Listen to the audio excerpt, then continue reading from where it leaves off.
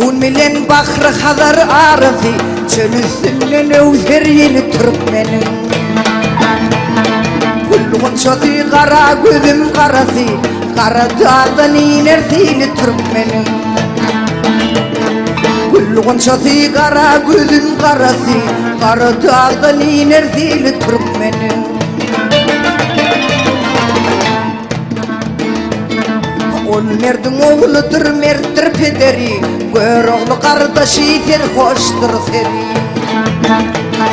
Dağda düzü kovdu sayatlar diri, ala bilmez yol var soğlu Türkmenin.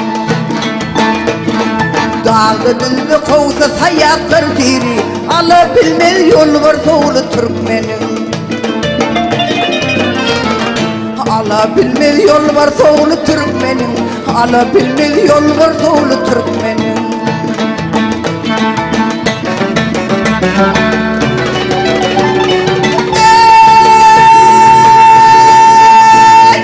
Gönüller yürekler bir bolup başlar, tarsa yığın erer topraklarda açlar.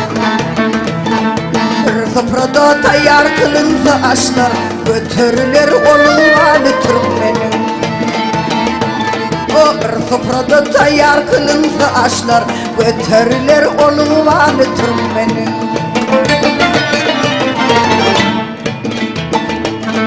Serhoş olup çıkar ciğer dağlanmaz, taşları sıyınır yolu bağlanmaz.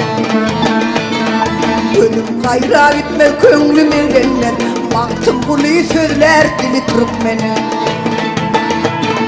Ölüm gayrı düşmez, kömlüm evlenmez, mağtım kulu sözler dili Türkmenin. Mağtım kulu sözler dili Türkmenin, mağtım kulu sözler dili Türkmenin. Mağtım kulu sözler dili Türkmenin, mağtım kulu sözler dili Türkmenin. Götürler olmalı Türkmenin.